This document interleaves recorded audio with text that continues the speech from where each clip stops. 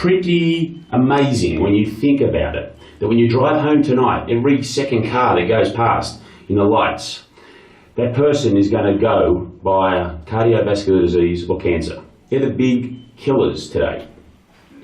And there's a new thing called HAIL. I don't know if anyone's ever heard of HAIL before. We used to talk about life expectancy.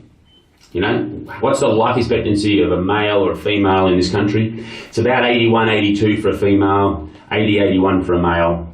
Males are about 2 years younger, 2 years earlier than females in most countries. And that's when you die. But what they now look at and talk about is HAIL, healthy average life expectancy.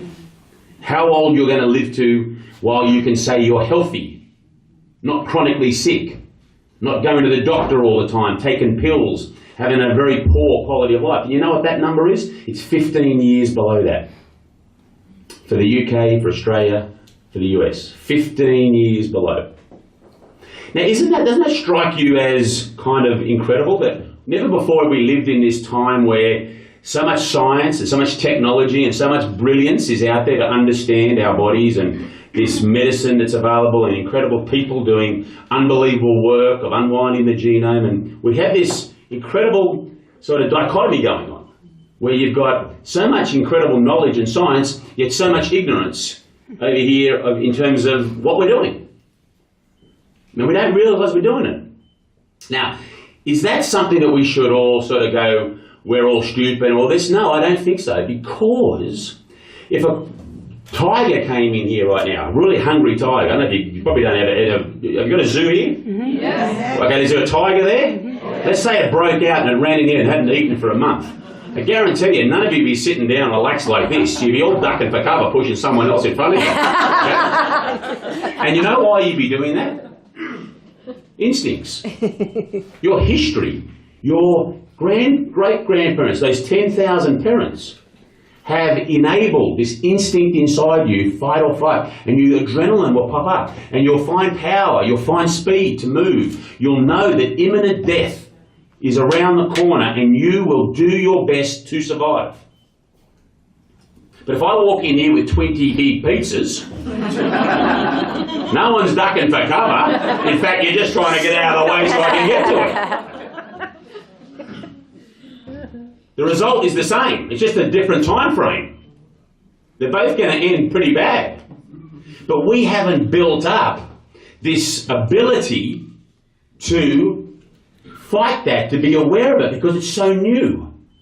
It's only 70 years old, 60 years old.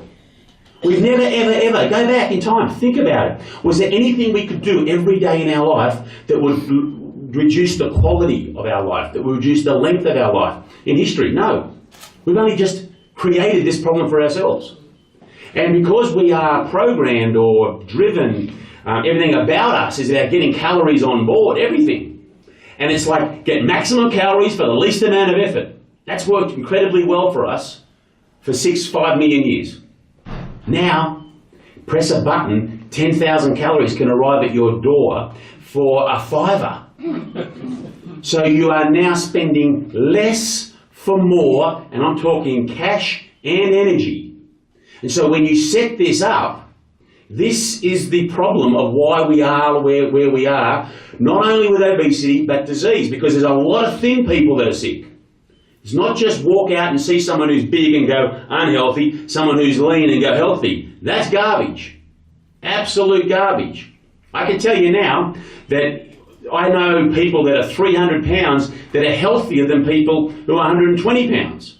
Because they've been 400 pounds, they're on their way down, they're eating lots of plants, and now they've just got the energy to get rid of, but their bodies, their blood pressure, their cholesterol, they're in great shape, health-wise. But the 120-pound people, 150-pound people, they're smoking, they're drinking coffee, they might not eat as much, but they're eating crap. So we've got to break that cycle as well. Far too many people just think thin, healthy, big, unhealthy, rubbish. In fact, the data shows that you can be overweight, 20% of people overweight lead happy, healthy, long lives. They don't even get sick, 20%. So we're very unique and different, and we can't just throw one blanket item except for this statement, that we all need to eat more plants. We need them. If we don't have plants, We cannot ignore the biological laws of cause and effect, as Joel Furman said in my movie. So now armed with this knowledge and understanding, this is the conversation I'm having with myself at the beginning. How am I going to work out which camp I'm in? The idiot camp or the unlucky camp? Because of the success of humanity being top of the food chain, I figured that I needed to just go to plants. I turned my back on Mother Nature, and look what happened. It's almost like I had this love affair with this woman, which is Mother Nature, and she got me so well, and then I went and cheated on her, had an affair with processed food, thinking I was good. And I realised that my wrong. So I had to go back and beg forgiveness. I didn't know whether or not she would welcome me back. I didn't know. But I had to think of I've done the crime, right? Now I've got to do the time. And how much time do I need to do? So I figured a saying that I use a lot, which is I spent the first 40 years of my life trying to kill myself and the next 40 trying to stay alive. And I felt that I did 20 years of really smashing myself. So 20 years from the age of 20 to 40.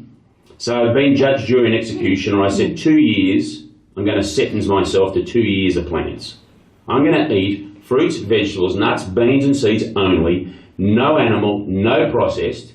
And if after 2 years I'm still sick, I'm still taking the pills, I am going to deem myself that I am in the unlucky camp. Make sense? I'm going to give myself a shot at the title here. Because these lifestyle changes, these lifestyle problems that we all have, or choices I should say, are what we eat, whether we smoke or not, what we drink, how much exercise we do or don't do, how much sleep we get, how we manage stress, is there love and intimacy in our life, we laugh. These things are the lifestyle choices. And I was failing at about 75% of them. And the big one being this material that I put in my body. Material, which we call food. Some people would argue that it's not food, but for the purposes of it, it was food I was putting in. So I decided to change that one thing, and of course not smoke and not drink, because that was like what I was putting in my body. So they were my three things. I didn't worry about anything else, just worry about those ones. So I figured that 2 years, if at the end I'm sick, bad luck, let's see what happens. And that was going to fix the sick part of me. But now I looked at the fat part of me. I thought, why am I fat? Why? What benefit is it to be fat? It's so unfortunate. You sit on a couch, drink Coca-Cola, eat pizzas, watch footy, and you get fat. And that's so unfair. Crocodiles and snakes, anything that's cold-blooded, they don't put on weight. You eat what they like. But us warm-blooded, we have this ability to store up energy. And so I looked at that and thought, well, this is all about survival. This is all about my body is effectively holding on to energy to look after me. It's actually saying, Joe, when that famine comes, buddy, oh boy, I've got you covered. I am going to be there for you like nobody's business. We're going to outlive humanity. So now when I see somebody that's larger than they should be, that's the conversation. I know, I don't look at it negatively now. I look at it going, well, that person's full of energy.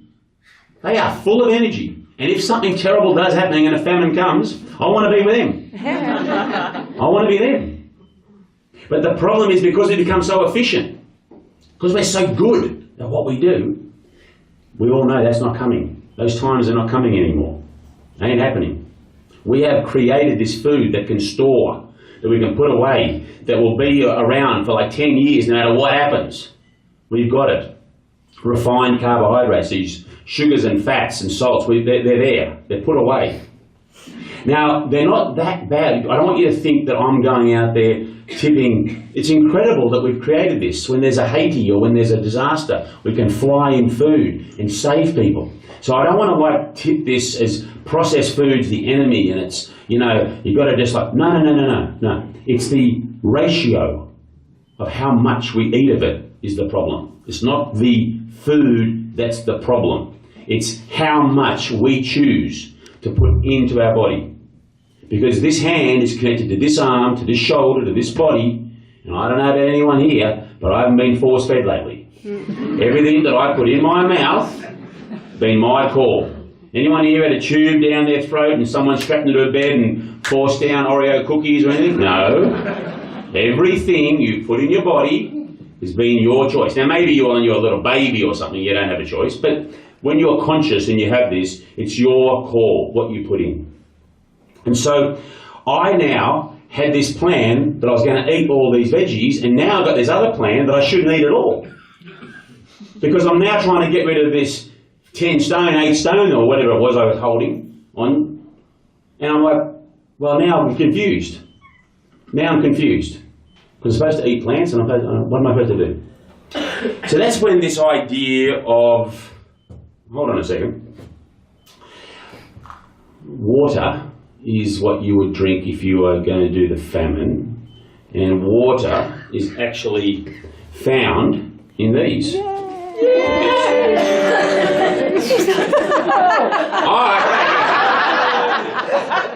And we've all got our cucumbers out. Amanda, where's Amanda? Is she around? At the back. Amanda, who's working for me on the tour and travelling with me for the next 3 months as I go all over the world. Poor Amanda. She's saying to me this week that I'm waving the cucumber around too much.